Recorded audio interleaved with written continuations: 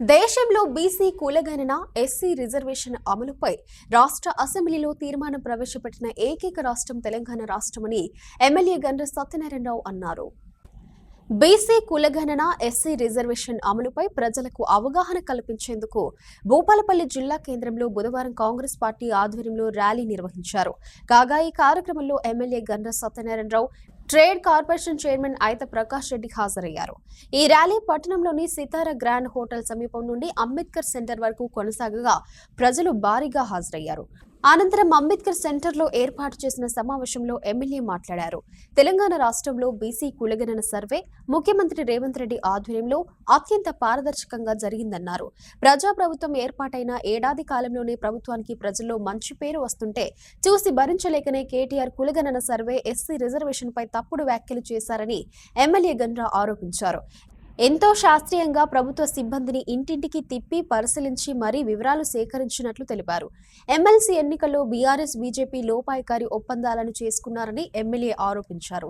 రాబోయే స్థానిక సంస్థల ఎన్నికల్లో బీసీలకు 42% రిజర్వేషన్లను ప్రజాప్రభుత్వం అమలు చేస్తున్నట్లు ఎమ్మెల్యే తెలిపారు. ఈ కార్యక్రమంలో రాష్ట్ర నాయకులు, జిల్లా నాయకులు, పట్టణ, యూత్, మహిళా నాయకులు, ఐఎన్టీయూసీ నాయకులు పాల్గొన్నారు.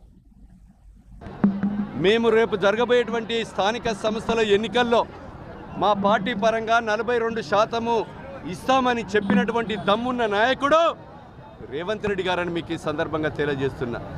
మీరు మాట్లాడే వాళ్ళు ఎవరైతే ఉన్నారో బీజేపీ సోదరులారా, బీఆర్ఎస్ వాళ్ళు, మీకు దమ్ముంటే మీ రాష్ట్రాలలో కూడా మీ మోడీకి చెప్పి మీరు ఈ యొక్క 42% కులగణన భారతదేశ వ్యాప్తంగా చేసి అమలు చేసి తీరండి. లేకపోతే బీసీ సమాజానికి క్షమాపణ చెప్పండి.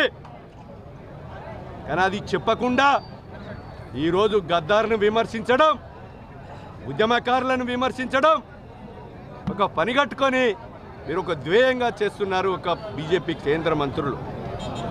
దానికి వత్తాసుగా బీఆర్ఎస్ కూడా పలుకుతూ ఉంది. కనుక బీఆర్ఎస్ను కూడా అనుమానండి. 42% మేము కూడా సర్పంచులుగా, ఎంపీటీసీలుగా, జెడ్పీటీసీలుగా టికెట్ ఇస్తామని ఎందుకు చెప్పలేకపోతున్నారు?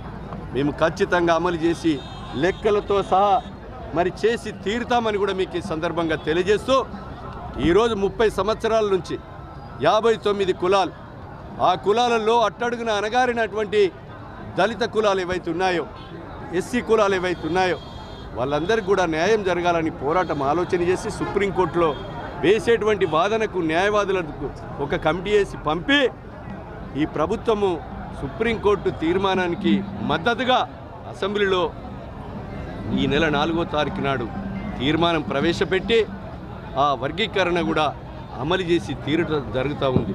ఈరోజు మందకృష్ణ మాదిగ కానీ, మా మాల సోదరులు కానీ, ఇంకా ఇతర కులస్తులు పోయి రిప్రజెంటేషన్ ముఖ్యమంత్రి గారికి ఇచ్చిన ఏదైతే మా యొక్క జ్యుడిషియల్ మరి రిటైర్డ్ సుప్రీంకోర్టు ఏదైతే యొక్క నిపుణుడు ఉన్నాడో మక్తర్ గారికి మరి వారి యొక్క సూచన ప్రకారం చేశాం. వారి సూచన కొరకు మళ్ళీ ఏమన్నా ఉంటే సరిచేస్తే ప్రభుత్వం కూడా సరిచేయడం జరుగుతుందనేది నిన్న మందకృష్ణ గారికి కూడా చెప్పడం జరిగింది.